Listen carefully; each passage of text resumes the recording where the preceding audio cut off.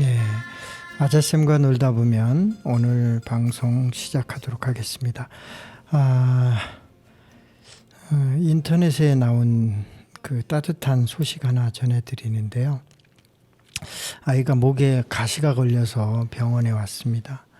그 아이는 계속 울음을 터뜨렸고, 이 아이의 울음을 가볍게 보지 않은 의사 선생님은 아이를 달래며 4시간가량을 기다렸습니다. 결국 아이가 안정된 마음을 가졌을 때 그 치료를 하고 주사를 놔주고 하는 이런 사건인데요.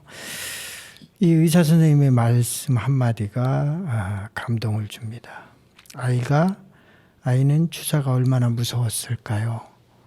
그 순간 아이의 공포를 어른들이 좀 더 이해해주고 같이 하는 공감의 시간이 얼마나 필요한지를 다시 한번 생각해 보는 사건이 아닌가 싶습니다.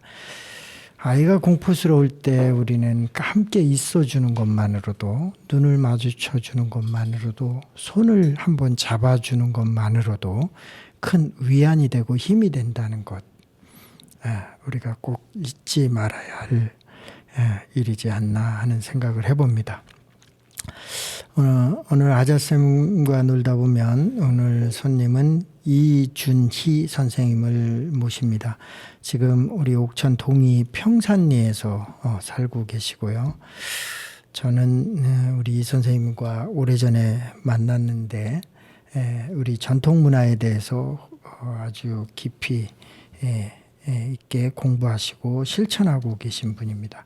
우리 전통문화 체험원 명인이시기도 하고요. 이준희 선생님을 모시겠습니다. 먼저 선생님 직접 소개 좀 잠깐 해주실까요? 네, 안녕하세요. 지풀공예가 이준희입니다. 저는 우리 전통문화 체험원 원장이고요. 지풀공예 명인으로 활동하고 있어요. 그리고 지풀공예 협회의 대전광역위원장입니다. 그래서 우리의 전통문화를 무지하게 사랑하는 사람 중에 한 사람입니다. 예.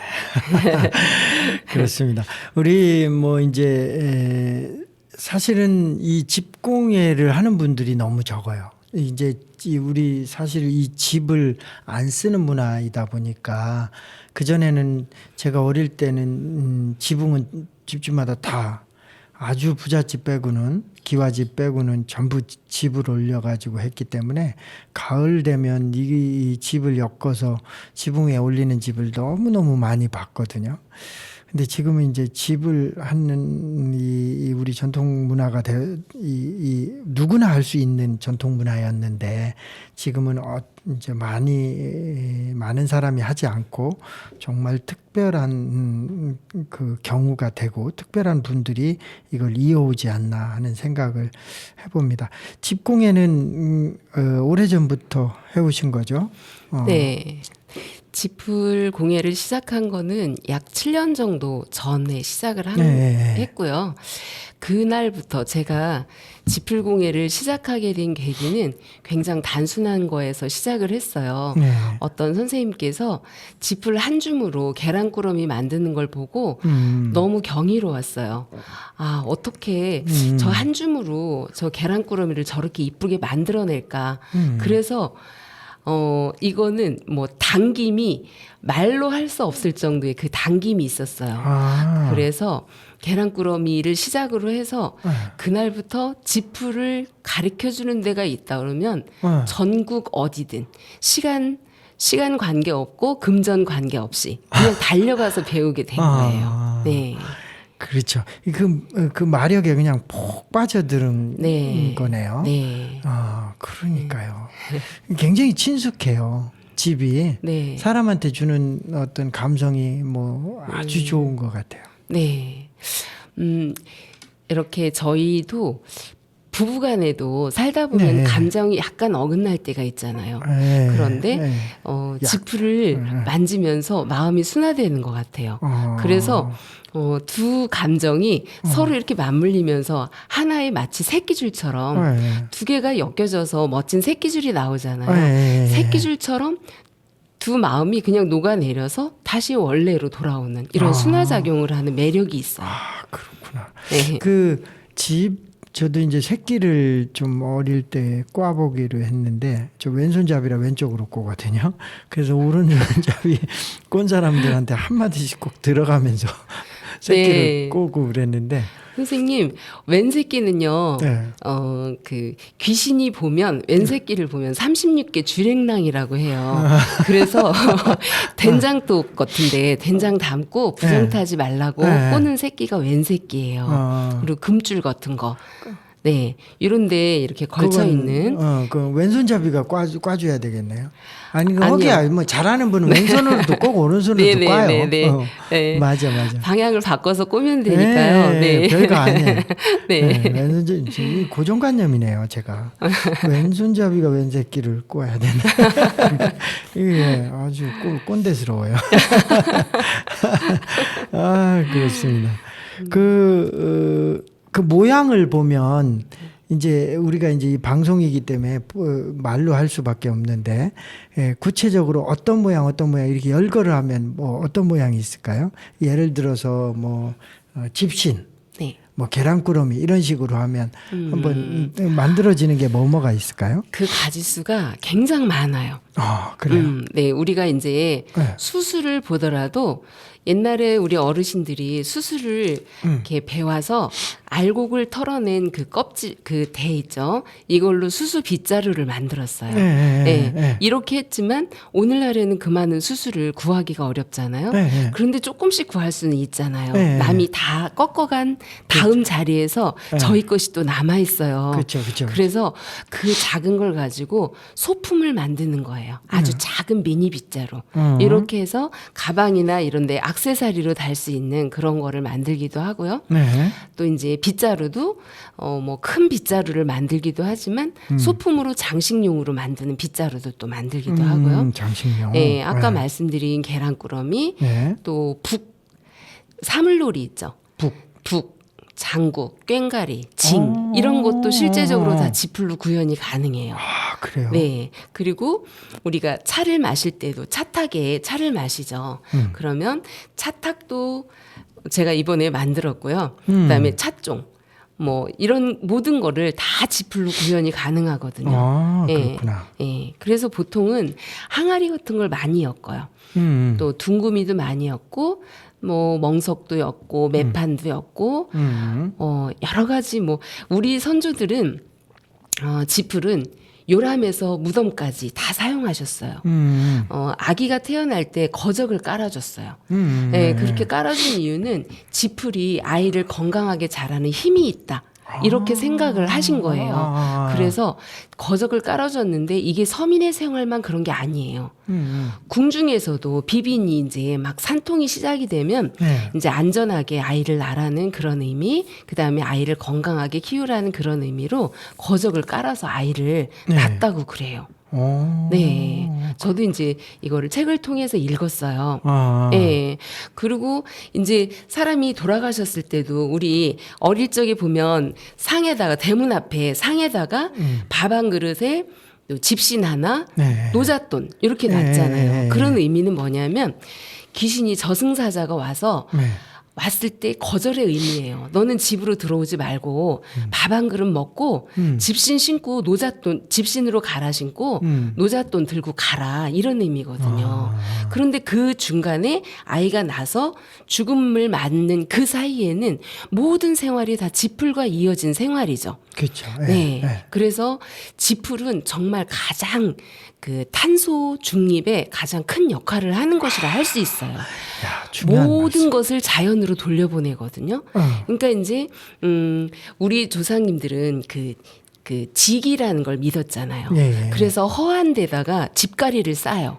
그래서 겨울 내내 그거를 불을 떼기도 하고 또 이거를 또 소 먹이로 주기도 하고 그쵸. 또 잘게 썰어서 황토집을 지을 때 거기 같이 그 붙여 넣기도 황토하고 하고 이겨서 네네. 하면 그게 아주 집착력이 좋죠. 네네. 네. 그리고 남아있는 그 부스러기는 다시 거름으로 보내는 거예요. 음. 거름을 쌓으면 이제 그게 썩어가지고 거름이 돼서 다시 농산물을 잘 키워내는. 그렇죠. 이렇게 해서 순환을 시켰단 말이에요. 네. 네. 그래서 지풀은 단지 그것뿐만이 아니라 우리 생활하고 너무 밀접한 게 일상생활용품을 다 지풀로 만들어서 썼잖아요. 지풀로 만들어서 썼는데 그것뿐만이 아니라 또 소한테 또 소의 신까지도 만들어서 이렇게 했기도 했고요. 지풀은 정말 다양한 모든 곳에 다 쓰여진 거예요. 그런데 우리가 알지 못하는 저거는 지풀이 들어가지 않았어. 이런 것도 한번 생각을 해보면요. 수수대로 어딘가를 막 세우죠. 그 꼭지점은 뭘로 묶냐면 새끼줄로 묶어요. 새끼줄은 또 지풀로 들어간 거잖아요. 그럼요. 네.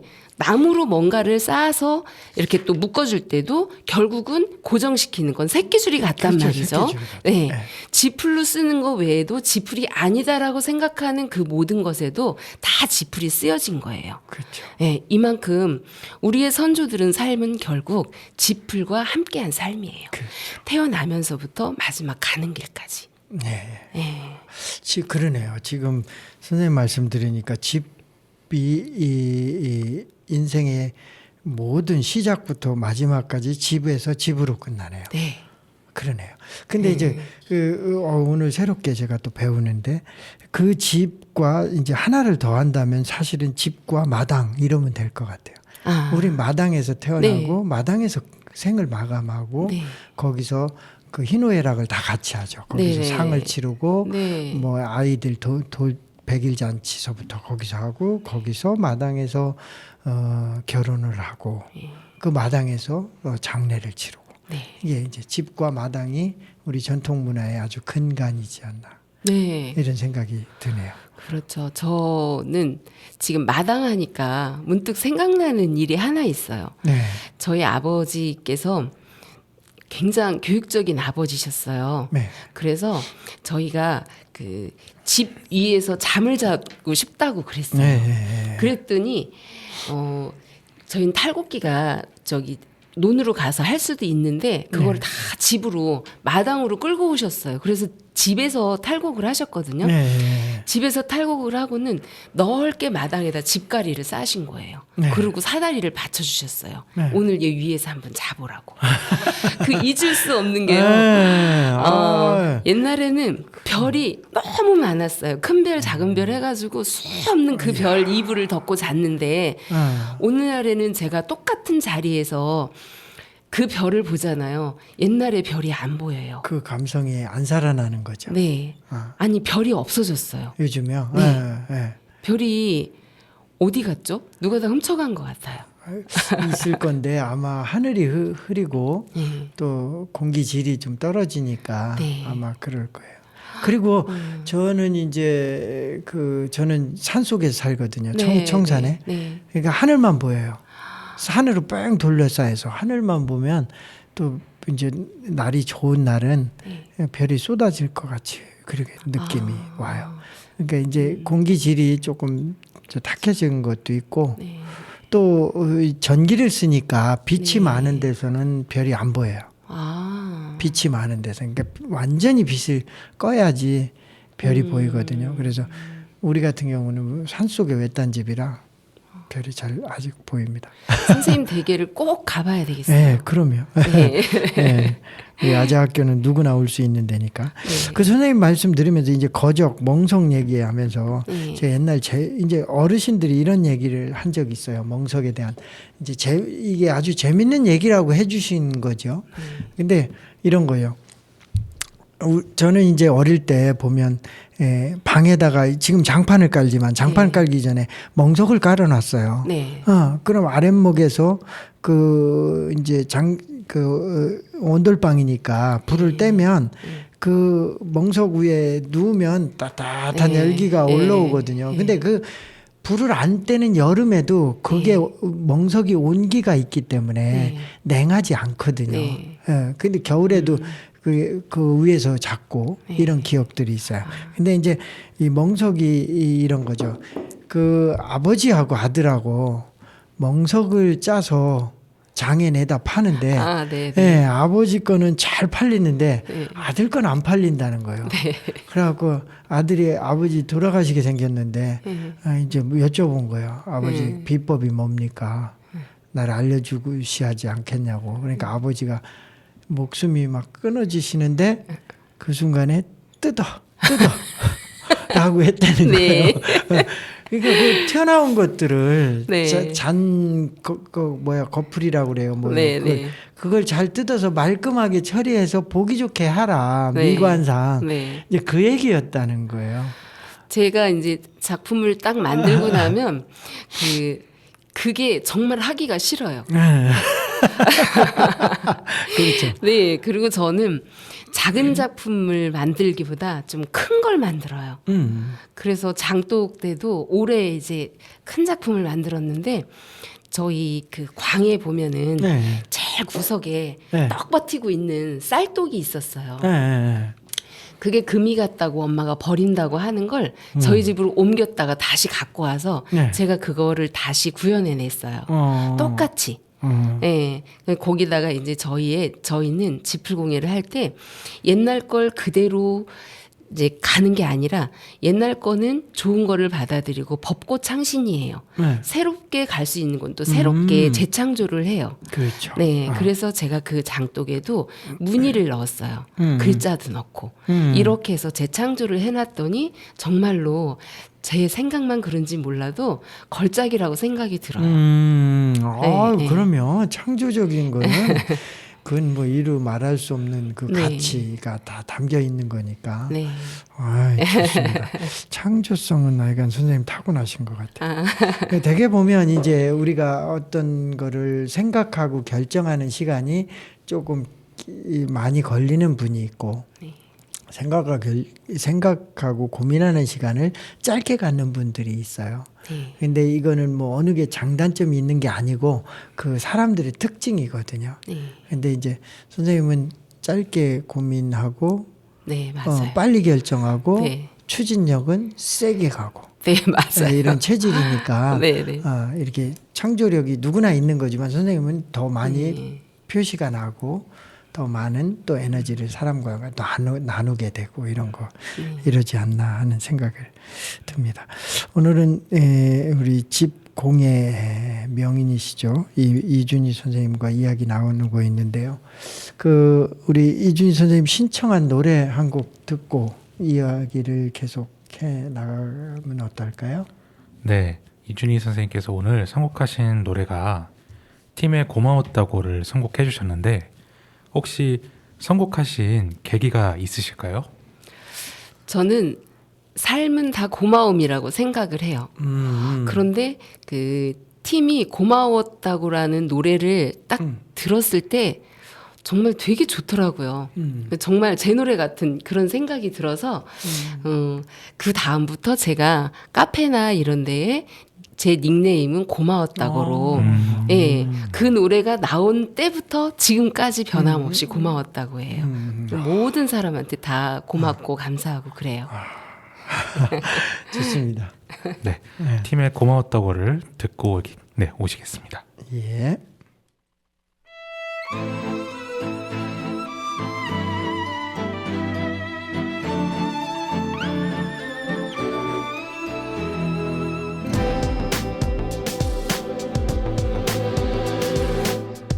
그렇게 힘이 들거든 먼저 떠나가요. 남겨둔 상처는 내가 어떻게든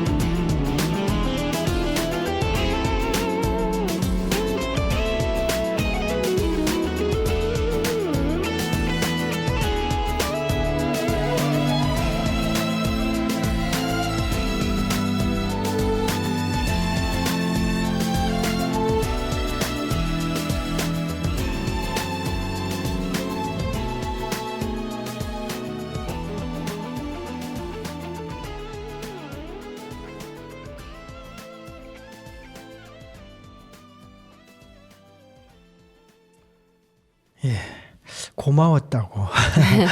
예, 늘 이제 우리가 이 말은 우리가 늘 담고 살아야 되는 말이고요. 그런 마음으로 우리가 또 우리 사회가 유지되는 힘이지 않나 하는 생각을 해봅니다.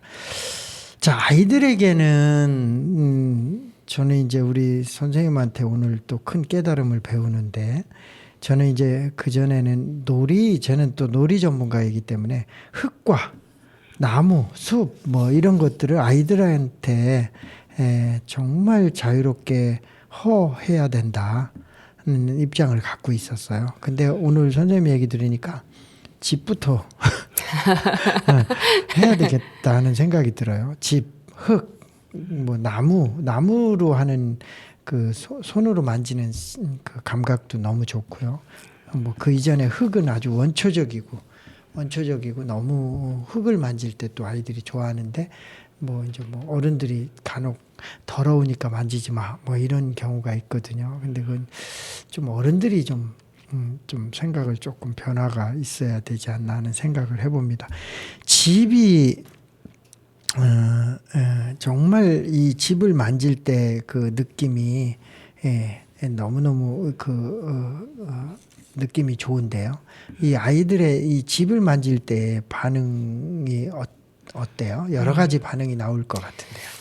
네, 제가 이 집풀공예를 하면서 굉장히 안타까워하는 부분이 하나가 있는데요. 네, 아이들한테는 호기심의 소재가 됐어요. 그렇죠. 어른들한테는 향수의 소재가 됐다는 거는 이거는 그만큼 우리 삶 속에 많이 노출되지 않고 살고 있다는 얘기잖아요. 그렇죠. 그래서 저는 사실은 꿈이 하나 있다면 제가 언제든지 그곳에 가면 집을 만질 수 있고 집으로 놀이도 할 수 있고 이런 공간을 하나 만들고 싶은 게 제 꿈이에요. 그래서 집이라는 거는 호기심이 아니고 향수가 아니고 그냥 우리 일상생활에서 우리 선조들이 이렇게 지내왔듯이 우리도 그렇게 누릴 수 있는 거라는 거, 이거를 우리 아이들한테 좀 심어주고 싶어요. 사실은 집이 얼마나 중요한가요? 우리의 주식이잖아요. 그렇죠. 그런데 제가 집 수업을 하러 아이들하고 만나러 가면요, 깨끗하게 다듬어진 거를 딱 가지고 가면 그게 뭔지를 몰라요. 네. 그렇겠네요. 네, 그게 뭔지를 몰라서 이렇게 되면 안 되는데라는 굉장히 우려 섞인 걱정이 사실은 있어요, 제가. 그러네요. 네. 그 사실 그 집단이라고 해서 집단을 그대로 가져가서 이렇게 추리는 것부터 이렇게 하면 좋긴 한데 그렇게 하면은요, 난리 나죠. 어디든 싫어해요. 그러면 붓대기가 너무 많으니까. 너무 막 그것 난리 때문에 나죠. 다음 수업을 진행을 안 해주는 곳이 많으세요. 먼지 난다고 난리죠. 네. 시작부터. 네, 그래서 깨끗하게 다듬은 거를 아. 이게 선생님들조차도 선생님께 집이에요 이렇게 물으시는 분들이 또 계시거든요. 그러네요. 네. 이 집에 이제 우리가 벼의 품종도 굉장히 많거든요. 지금은. 근데 이 품종별로 좀 집의 특징이 좀 있나요? 네, 품종별로 특징이 있기는 하지만 네. 제가 볼 때는 거의 비슷한데 네. 요즘에는 삼광이라는 벼를 많이 심거든요. 삼광. 네. 네. 그런데 그게 이제 그 수확량도 좋고 밥맛도 좋다 그래서 많이 심기도 하는데 이거를 어떻게 키워내느냐가 또 지풀이 달라지더라고요. 네. 그래서 제가 볏집으로 쓸 거는 남편한테 부탁을 해요. 이 부분까지는 비료를 조금만 더 줘달라고. 그럼 키를 키우기 위해서. 키를 키우기 위해서. 키도 키우지만 또 이제 대가 조금 통통하게 키우기 위해서 이제 그런 주문을 해서 이번에 그 태풍이 올 때 거기가 약간 이렇게 넘어가죠. 넘어졌더라고요. 키가 크면 넘어가더라고요. 태풍 올 때. 그래서 큰 거든 작은 거든 다 쓸 수는 있지만 그 쓰임의 용도에 따라서 조금 긴 집이 필요할 때가 있어요. 그래서 그것 때문에 좀 이제 그런 주문도 하고 하거든요. 그러니까요. 우리 어릴 때 보면 그 대표적인 게 이제 뭐 통일벼, 네. 또는 키 큰 거 뭐 악기발이라고 그러고 네, 하고 이름이 네. 좀 그런데, 그러니까 이 집이 좋은 거는 키도 크고 뭐 아주 좋았어요. 네. 근데 이 통일벼는 작고 네. 키가 작고 그 대신 많이 이제 달리고. 많이 달리고 쌀맛 없고. 쌀맛은 별로고. 네. 이렇게 이제 뭐 품종 개량해가지고 많이 얻으려고 이런 것들이 이제 기억이 나네요. 자, 저는 그 옛날에 예, 그 악기발이 집 있죠. 예, 저는 이런 거에 굉장히 관심이 많았어요. 예. 그래서 지금도 너무 기억이 생생한데 악기발이를 못 짓게 했잖아요. 농사를. 예. 소출이 적으니까. 통일배 하라고 그랬죠. 네. 정부에서. 근데 어쨌든 악기발이를 제가 기억하고는 있어요. 예. 근데 그 집이 굉장히 그리워요. 지금 지풀공예 하기에는 그것처럼 좋은 집이 없어요. 그러니까요. 네. 그게 진짜 그걸로 지붕 올리고 다 네. 그걸로 썼지. 네. 사람들이 이제 이제 쌀이 많이 나오니까 통일배를 하긴 하는데 집은 저거 못 쓴다고 그랬어요. 어른들이 저거 어릴 때. 네. 네. 집은 저거 형편없다. 네. 너무 채가 짧아가지고. 네. 네. 네. 그러니까 그 기억이 아주 생생하네요. 자, 그 외에 이제 집공예 얘기를 좀 선생님과 했는데 지금 옥천 전통문화체험관에도서도 전시를 이미 했어요. 하셨죠. 네. 3월 22일부터 5월 8일까지.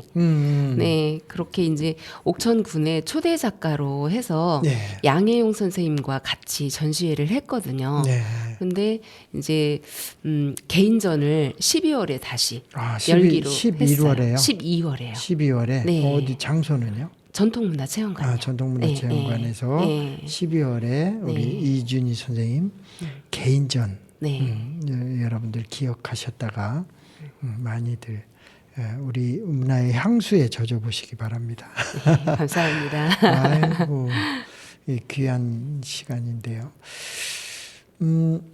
정말 이게 옛날에는 우리 일상이었는데 네. 일상 문화였는데 이 집공예가 누구나 할 수 있는 거예요. 동네 사람들 뭐 집신 못 꾸는 사람 없었고 이랬는데 지금 이제 현대화되고 분업화되고 또 농경문화 인구가 지금 뭐 5%도 안 되니까 국민의 이제 이 집이 특별한 어떤 그 공예가 되고 특별한 체험이 되는 게 조금 아쉽기도 하지만 어쨌든 이 일을 꾸준히 이어가시는 우리 선생님에게 감사한 마음을 또 우리가 가져야 될 것 같습니다.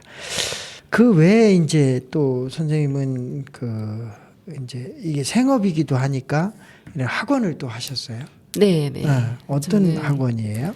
지금 이제 속동 논술 학원을 예. 대전에서 아직도 진행을 하고 있고요. 예. 굉장히 오래됐죠. 20년이 넘었어요. 예. 네. 근데 아이들하고 만나는 시간이 너무 행복하기 때문에 예. 일을 지금 접지를 못하고 있어요. 그렇구나. 그래서 그 학원하고 지풀공예하고 이 두 가지를 즐기는 이 삶이 너무 지금 행복한 거예요. 그렇죠. 예, 예. 그렇죠. 지풀공예도 퇴근하고 오면 항상 일정한 시간까지는 항상 지풀을 엮어요. 예. 항상 엮고 어느 일정 시간이 지나면 결과물이 또 나오니까 그거 보는 재미도 쏠쏠하죠. 예. 우리 동학 교주 최시영 선생님께서 이제 옥천에서 그 기포령을 내리시고 또 옥천에서 기거를 또 하셨잖아요. 근데 그 최시영 선생님이 그 자서전에 보면 네. 늘 손에서 이 짚을 놓지 않으셨다는 거예요. 네. 그러니까 늘 주무시지 않으면 저녁에도 늘 짚을 꼬고 새끼래도 꼬고 이게 늘 하셨다는 거죠. 그러니까 우리가 늘 생활 속에서 이거는 정말 생활 속에서 우리 생활의 일부가 돼야 되는 그런 게 이 집인 것 같아요. 집과 함께 늘 하셨다고 그러니까 우리가 그래서 또 우리 민족이 어떻게 보면 손기술이 뛰어난지도 모르겠어요. 네. 우리 한국 유학생들이 초창기 미국에 유학 가서 돈도 없잖아요. 한국이 부자도 아니었고. 근데 옛날에 그 유학하던 분들이 가서 손으로 하는 아르바이트를 엄청 많이 했다는 거예요. 근데 다 잘한다는 거예요. 네. 뭐 페인트를 칠하라면 페인트도 잘 칠하고, 뭐 미싱도 잘하고, 뭐 손으로 하는 건 다 잘하는 거예요. 네. 그러니까 이게 어떻게 보면 그 집을 통한 이 손 기술이 늘 몸에 배 있는 유전자가 영향을 주지 않았나 하는 또 생각도 해보게 되네요. 저는 뭐든 미치지 않으면 미치지 못한다. 그게 제 좌우명이에요. 예예, 예. 멋진 말이에요. 그래서 뭐든 적당히 하는 거는 아니라고 보거든요. 어떤 거에 최고가 되기 위해서는 항상 그 일에 미쳐봐야 된다. 네. 예. 그 깊이가 다른 거예요. 그렇죠. 해를 거듭할수록 네, 지프를 만지는 이 느낌이 달라져요. 예, 미쳐봐야 돼요. 네. 맞습니다. 아이고, 네. 이 얘기를 하나 더 여쭤보고 지나가고 싶은데요. 논술, 이제 사람들이 이런 거잖아요. 근데 이 책을 읽는 거 읽고 끝나는 것이 아니라 그 책을 읽고 자기의 체내화 시켜서 자기의 생각을 조리 있게 설득력 있게 글로 풀어내는 능력. 네. 이게 논술 아닌가요? 네. 맞아요. 그 논술의 깊이를 더해지는 어떤 그 아이들의 모습들이 좀 관찰이 되나요? 그렇죠. 뭐든 네. 많이 읽어야 네. 내 안에 많이 갖고 있어야 그 결과물이 밖으로 나오거든요. 우리가 수돗물을 똑같은 양의 수돗물을 같은 통에 네. 같은 사이즈의 통에 채울 때 아무것도 없는 통에는 수돗물이 계속 들어가야 되죠. 예, 예. 이게 넘칠 때까지는 한참 들어가야 되지만 예. 어느 정도 채워져 있는 그 물동이의 수돗물은 금방 넘치죠. 네. 네, 그만큼 아이들이 독서량이 많이 내재돼 있으면 글쓰기는 자동으로 나오는 거거든요. 공부 잘해라 문제집 백날 사주고 이렇게 해도 사실 학년이 올라가면 기초적인 이게 배양이 돼 있지 않으면은 점수가 점점 떨어지죠. 저 아이가 왜 저러지 하지만 그 속에는 독서량이 깔려 있지 않으면은 그렇죠. 뛰어넘기가 어렵거든요. 그러네요. 예. 그래서 읽는 것도 물론 중요하지만 잘 읽는 거, 빨리 읽어내는 거. 빨리 읽어내는데 빨리 읽어내는데도 정확하게 읽어내는 거. 이게 네. 우리 훈련의 목표예요. 그래서 이제 예를 들면 1분에 300자를 읽는 아이랑 1분에 3000자를 읽는 아이는 경쟁력에서 이미 다른 길을 가요. 왜냐하면 1분에 300자를 읽는 아이는 위에 글을 읽고 밑에 글을 읽다 보면 위에 거 다 까먹고 없어요. 왜냐하면 너무 느리기 때문에 글의 핵심을 잡지를 못하고 읽어내리거든요. 그런데 이거를 계속 문제를 풀으려다 보면 또 올라가서 또 지문을 또 봐요. 이거를 행동을 반복을 계속하는 게 600자까지 하는 행동이에요. 1분에 600자를 읽어내는. 그런데 600자가 지나 780자, 1200자 정도 되잖아요. 그러면은 읽으면 쏙쏙 들어와요. 예, 글을 쓸 때도 마찬가지예요. 글을 쓰기가 빨라지면은 주제를 놓치지 않거든요. 네. 그런데 글쓰기가 굉장히 느린 아이는 이미 이 글 쓰는 거에 여기에 목표가 있기 때문에 주제가 뭔지를 까먹었어요. 그래서 횡설수설하죠. 논점이 흐려지네요. 네, 이미. 예, 그래서 이제 글을 보면 너무 늦게 쓴다든지 너무 늦게 읽는다든지 하면은 글쓰기 잘 못해요. 그런 아이들이. 예. 근데 이제 제가 이제 그 속독의 하나의 그 방법이네요. 네네. 속독을 배워서 그 논점을 많이 읽으면서 논점을 놓치지 않는 네. 그런 건데요. 근데 제가 하나 좀 궁금해서 여쭤보는데 이게 이런 거 있잖아요. 반대로 얘기하면 천천히 읽으면서 사고할 시간을 줘야 된다. 이런 말에는 어떻게 말씀 주시겠어요? 뭐 이렇게 보면 생각해 보면요. 예. 1분에 300자리 읽는 아이가 하나의 지문을 볼 때 80점을 맞았어요. 예. 그러면 1분에 3000자를 읽는 아이도 똑같은 시간에 1분에 3000자를 읽으면서 80점을 맞았어요. 네. 그러면 어떤 걸 선택해야 될까요? 1분에 3000자 이 아이는 이미 한 번을 보고 몇 번을 돌아갈 수 있는 시간대를 만들어 놓은 거예요. 네, 내가 미진한 부분을 다시 가서 확인할 수 있는 시간대를 만들어 놨거든요. 그런데 이제 사람들이 천천히 읽어야 내용 이해가 잘 된다. 이거는 개인의 특성이에요. 책을 많이 읽은 아이들은 자연적으로 이미 속독이 돼 있어요. 네. 그런데 책을 읽지 않은 아이들은 속독이 안 되죠. 학년이 올라간다고 그래서 이게 바뀌지 않아요. 네.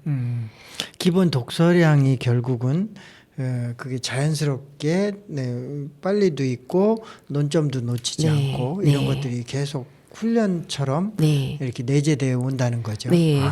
그리고요, 빨리 읽으면 더 재밌어요. 그래요. 네. 빨리 읽으면 그 주인공들의 움직임이 굉장히 한눈에 딱 보이거든요. 그래요? 그런데 천천히 읽고 오늘 요만큼 읽고 또 덮어놨다가 또 읽고 하잖아요. 그러면은 잊어버려. 재미없어요. 맞아요. 진짜 재밌게 읽으면 나를 세워서라도 그걸 다 읽고 싶어지는 네. 거죠. 네. 맞아요. 제가 책을 많이 안 읽은 티가 너무 나네요 오늘. 네, 그러네요. 자, 이야기를 우리 이준희 선생님과 이야기하면서 좀 더 이야기를 좀 풀어가겠습니다. 자, 탄소 중립에 대해서 정말 이 집공예를 하는 명인으로서 탄소 중립은 정말 아무리 강조해도 손색이 없을 것 같아요.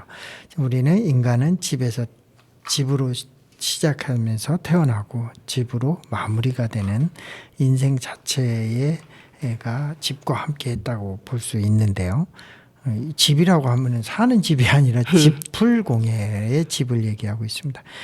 이 탄소 중립과 지금 이 시대적인 기후 재난을 이 화재, 이 탄소 중립은 세계 각국이 탄소 중립 선언을 한 거 아닙니까?